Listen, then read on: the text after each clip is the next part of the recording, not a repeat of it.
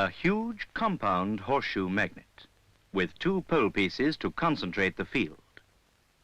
An electrical conductor passing between the poles of the magnet. And as the disc, the conductor, is turned, a continuous electric current flows through the galvanometer circuit.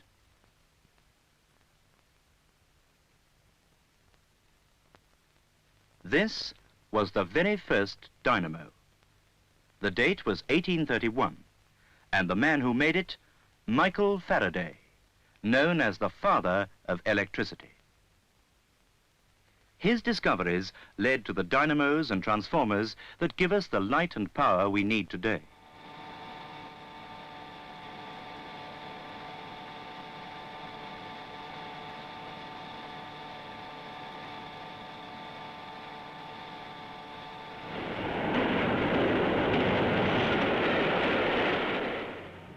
It was here, at the Royal Institution in London, that Michael Faraday worked.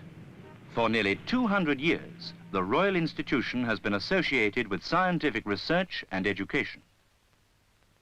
Inside, many of the showcases contain apparatus used there in important discoveries in science. Prominent among them are those used by Faraday himself and by Sir Humphry Davy, his predecessor as director of the Institute. Today, the present director, Sir Lawrence Bragg, maintains this great tradition.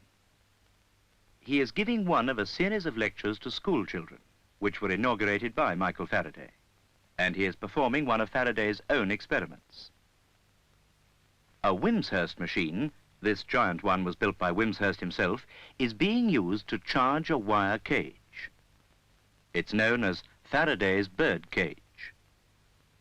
Strands of silk are forced away from the cage, but the charge has no effect at all on the girl inside. Faraday performed this experiment as part of his investigation into the effects of lightning.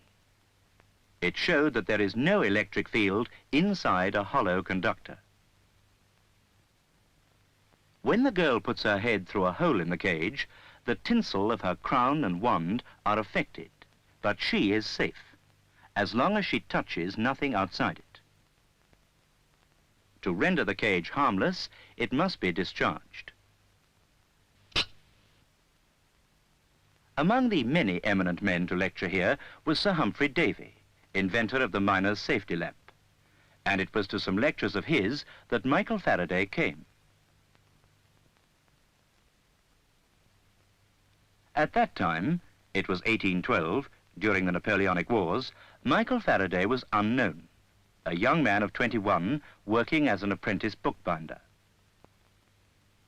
He had left school at the age of 12, and he first became interested in science when, in his spare time, he read from a copy of the Encyclopedia Britannica that a customer had brought in to be bound. From this book, and from the lectures at the Royal Institution, he learnt as much as was then known about electricity and magnetism. The subjects were little understood. They were thought of as mysterious fluids with magical qualities.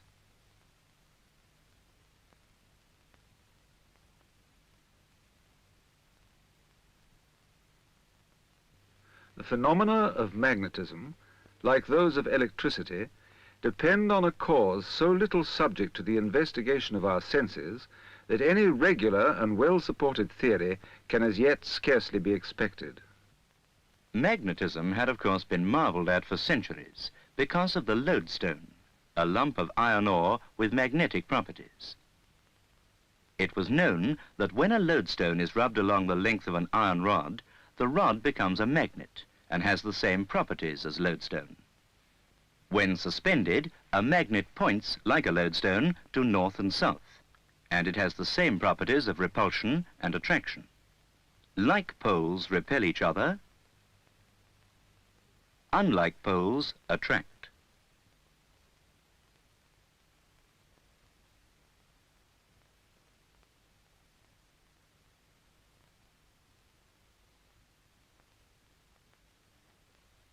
Iron filings can be used to show the magnetic effect around a magnet, the magnetic field. The pattern led Faraday to refer to lines of magnetic force.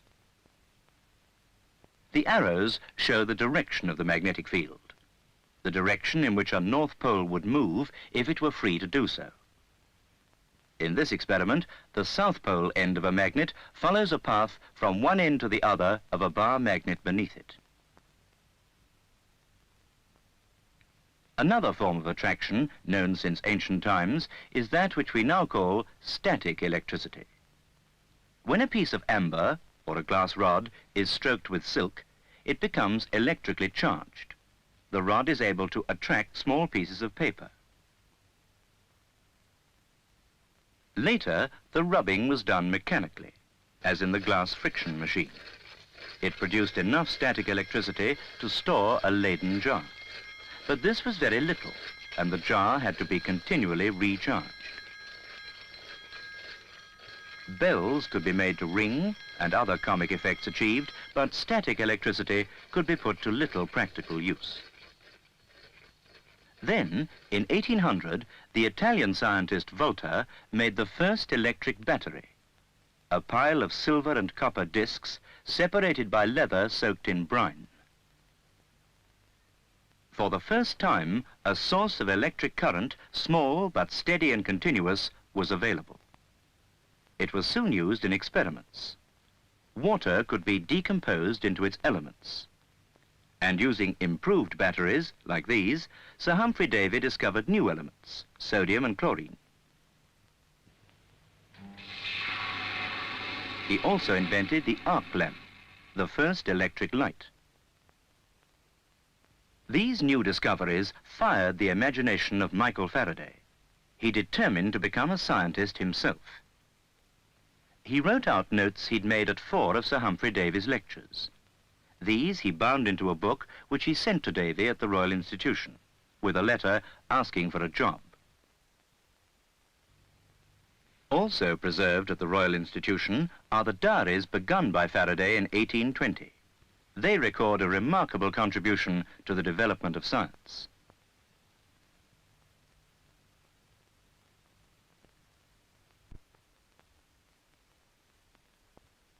Faraday started as an assistant to Davy at the Royal Institution, but he soon established a reputation as a great and original experimenter. Since Volta had made his first battery, interest in electricity had been intense. But it was not until 20 years later that a Dane, Ørsted, found that a current flowing in a wire would deflect a magnetic needle. He had discovered a direct connection between electricity and magnetism. Throughout Europe, a new wave of discovery began. Ampère, Biot, Laplace, and Arago all played a part. Ørsted's experiment changed everyone's ideas about electricity.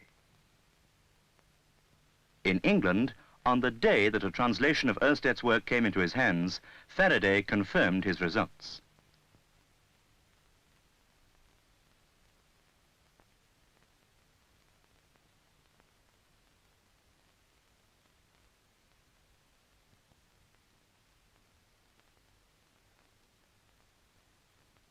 The current flowing through the wire had a definite effect upon the magnetic needle. There was clearly a direct connection between electricity and magnetism. The needle was deflected from its stationary north-south position. The experiment aroused Faraday's curiosity.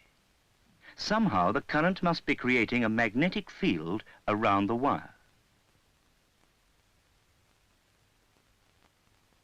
Another experiment showed that the lines of magnetic force were circular around the wire. This is why the North Pole in Ørsted's experiment was deflected. Like these compass needles, it would try to follow the lines of force.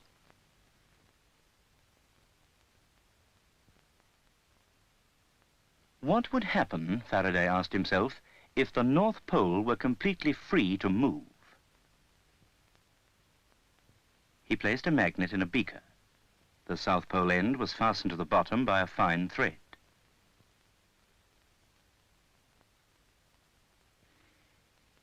He then filled the bowl with mercury, so that the magnet would float upright.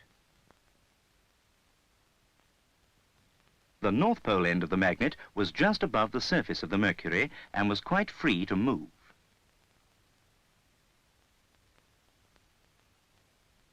A circuit from the battery was completed by a vertical wire just dipped under the surface. When the switch was closed, the pole should follow the lines of force around the wire. He was right. A few days earlier, he'd established the opposite. A current-carrying wire will rotate around a magnet. These experiments Faraday performed with simple apparatus, yet he had, for the first time, made electricity produce mechanical motion. This was the beginning of the electric motor.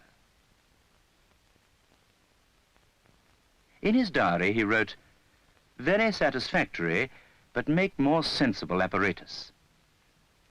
In fact, he never did, for over the next 10 years, he had other work to do.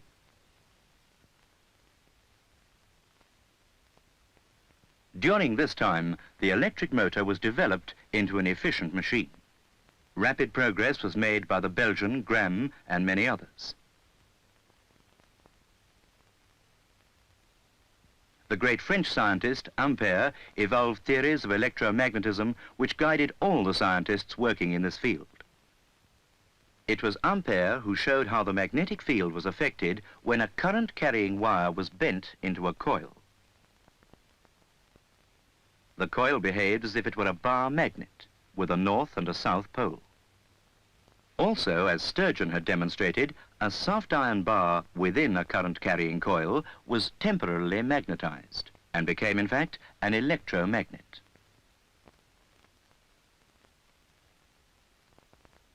In 1831, 10 years after his discovery of the principle of the electric motor, Faraday returned to his work on electricity and magnetism. He had corresponded regularly with Ampère, and it was Ampère who taught him to see a bar magnet and a coil as being, in certain circumstances, interchangeable. But a new problem had arisen in his mind. If an electric current could produce magnetism, could magnetism be made to produce electricity? Surely, he thought, the answer must be here in my hand. It's said that wherever he went, he carried with him a coil of wire wound on a soft iron rod.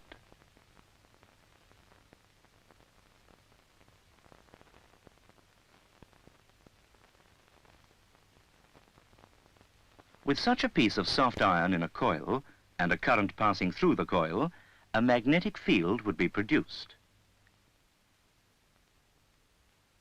And if, with a bar magnet, he created an identical magnetic field around a similar coil, should not a current be induced in the coil?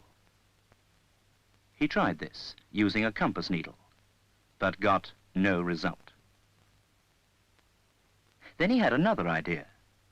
Suppose he could use the same core for both coils.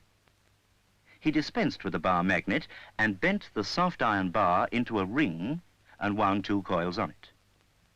When a current passed through one coil, the primary, the ring would be magnetized. Would a current be induced in the other, the secondary coil?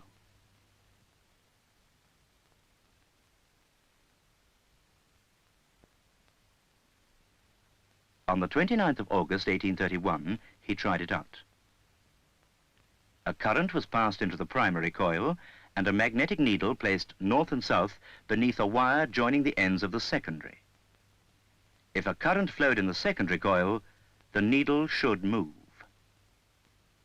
But there was no deflection. No current was flowing in the secondary coil.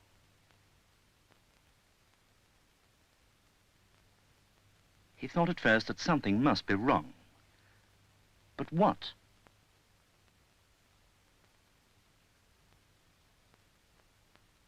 Disappointed, he switched off. And in the instant he did so, a current flowed in the secondary coil.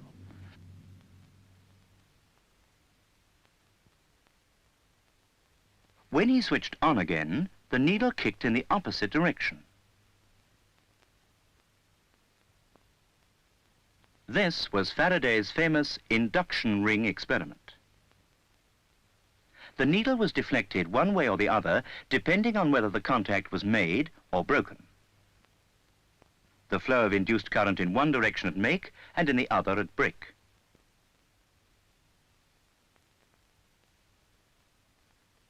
Only, and only in the instant that a current began to flow or ceased to flow in the primary coil of the induction ring, was a current induced in the secondary coil. Why?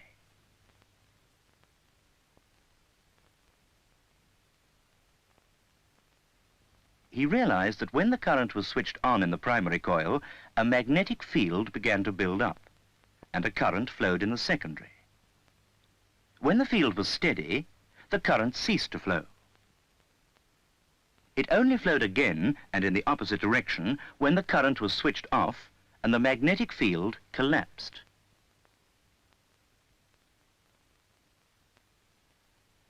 He saw that a current was only induced when the magnetic field through the coil was changing.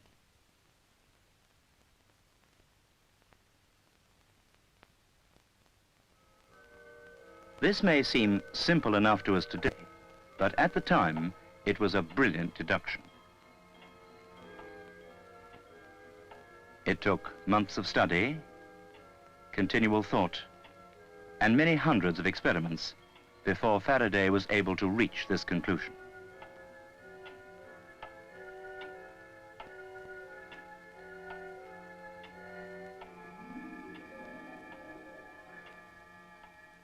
And now, if he were right, there was an easy way to prove it.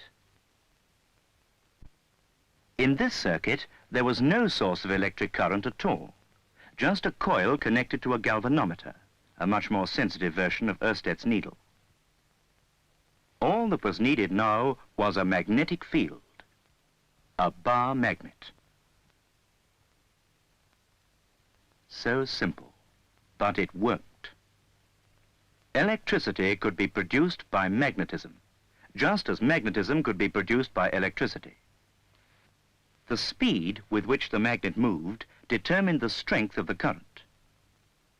Moving the magnet in and out produced a current first in one direction and then in the other, an alternating current. As the magnet is moved, the number of lines of force passing through the coil changes. He had proved that movement was the key.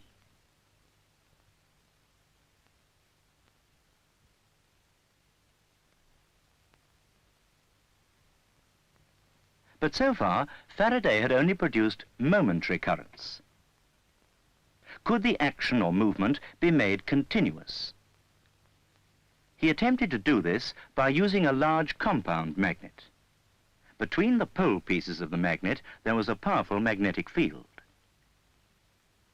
If he could pass a continuously moving conductor, a turning disc, between the poles to cut these lines of force vertically, would a continuous current be induced? Would it be possible to take this current off through two connections, like the terminals of a battery, and into a galvanometer circuit?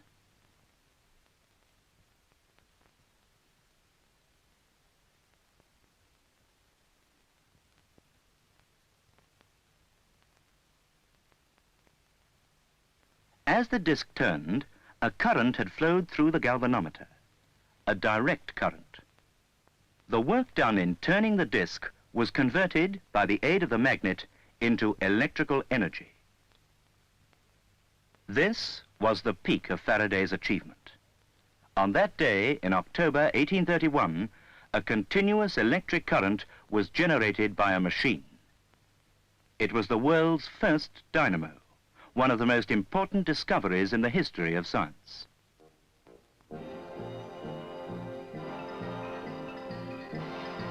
Within a few months, Pixie and Del Negro had built more efficient dynamos.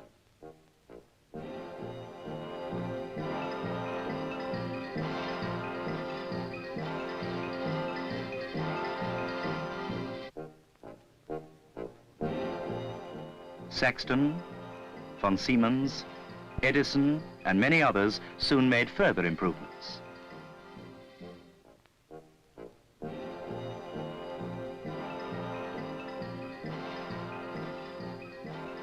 Faraday himself was not an inventor. The development of the dynamo and the huge electrical generators of today was the work of other men. But it followed directly from Faraday's discoveries. So too does the transformer. This one steps up the alternating voltage generated to many thousands of volts for transmission through the national grid. While in substations all over the country, others step this high voltage down to the lower voltages needed for homes and industry. Other transformers adapt this voltage to special requirements. This small one raises the voltage to the 10,000 volts AC needed for a television tube. The transformer, essential for putting electricity to practical use, is a direct development of Faraday's induction ring. If there are fewer turns in the secondary than in the primary coil, the voltage is stepped down. If, as in this case, there are more, the voltage is stepped up. In this device, an induction furnace, the coil is the primary, the secondary is the metal itself. The current induced in it raises the temperature until it melts.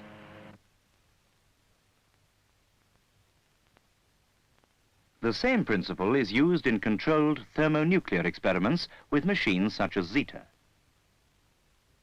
the huge donut-shaped torus of which looks a little like Faraday's induction ring. In this smaller machine, the primary windings can be seen clearly. The secondary induced current flows in the gas inside the torus, where temperatures as high as those of the sun can be achieved. These experiments may one day provide us with power from the many millions of molecules of heavy water in the sea.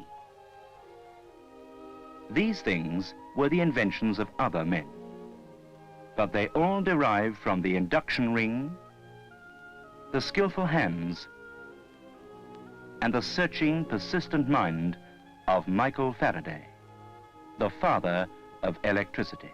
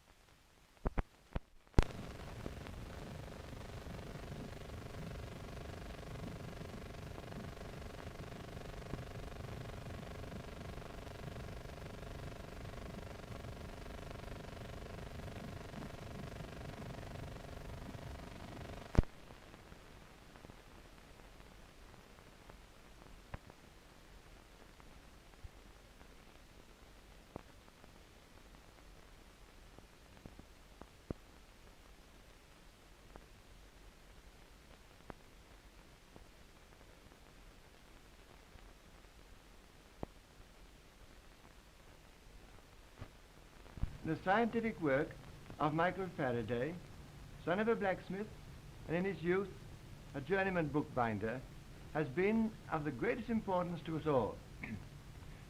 If his experiments and researches had never been made, the mechanism of our modern life might have been entirely different. For instance, I doubt if I should have been able to speak to you by means of the talking film, as I'm doing now. Michael was born in London in 1791. He had none of the advantages of modern education. At the age of 13, he was entered as a newsboy into the service of a Mr. Rebow, a bookseller and bookbinder of Blandford Street. A year later, he was taken on as an apprentice to the bookbinding trade. He was very anxious to improve himself, and he seized the advantages which his business gave him because he read deeply in the books that were brought to his master's shop to be bound. He tells us himself that his interest in electricity was aroused by his reading an article on electricity in the Encyclopedia Britannica. In 1812, a good chance befell him. A friend of his gave him tickets by which he could go to the lectures at the Royal Institution of Sir Humphrey Davy, who was the inventor of the miner's safety lamp and was then at the height of his fame. Faraday took careful notes of these lectures. He wrote them out in his beautiful script and bound them all into a book. Here is the very book which is still preserved. You see his beautiful handwriting. This book he took to Davy, and Davy was very interested.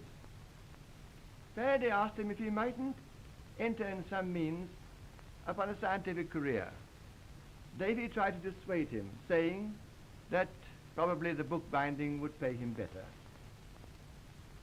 But a little while afterwards it happened that Davy had to dismiss his assistant, and so he sent for Faraday. A chaise and pair invaded the little street where Faraday lived, and a footman descended from the box, and there was a note from Mr. Faraday asking him to come to the Royal Institution, and there he was engaged at the rate of 25 shillings a week and 2 rooms in the top of the house, and began his scientific career as bottle washer to Sir Humphrey Davy. Now, at that time, Faraday entered upon his experimental work and rapidly showed a great aptitude for it.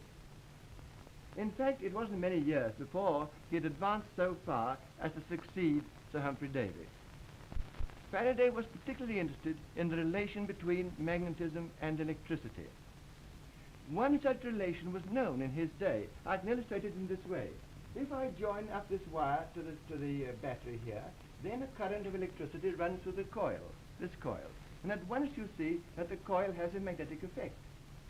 And if I put this piece of iron in the coil, you see the effect is still greater. Look how violent it is now. In fact, I can put it into these nails, and you see I can draw a pile from out of the cup. But Faraday was convinced that there must be some other connection between magnetism and electricity than this which I've just tried to show to you. Many had tried to find this connection, and at last he was the one to succeed. Here is a coil, and here is what we call a galvanometer, an instrument for recording the passage of a current. You see that when this magnet here lies alongside the coil, nothing is happening, the needle is quite upright. But if I take the magnet and push it into the coil, you see the needle kick. Now I pull it out again, you see it kicks violently again. Thus you see the magnet has an effect in generating electric current, and that is the simple basis. Dynamos, motors, all the mechanism of modern electrical engineering springs from that. That's the important point. It took the genius of Faraday to find it, and then to work out its principles, and then to make it plain to the public. Let us picture to ourselves Faraday working in his laboratory on August the 29th, 1831, the day on which success came to him. We have pictures from which it has been possible to reconstruct the theater in which he gave his lectures and did many of his experiments. He's now trying the experiment I've just been describing. Though his arrangement is a little more difficult to explain and to understand, also it is comparatively primitive. He has taken an iron ring and wound 2 coils upon it. They are of bare copper wire, the various turns being kept apart by string and tape. There was no insulated wire to be bought in those days. This ring is still preserved at the Royal Institution.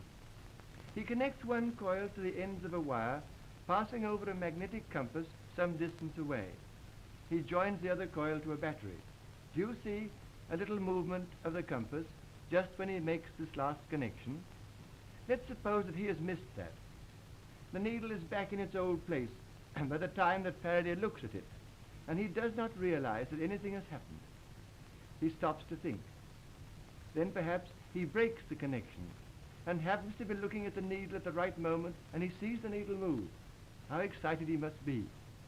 After trying it over and over again, he goes to his desk to write in his diary, and here is the actual page as he wrote it a century ago.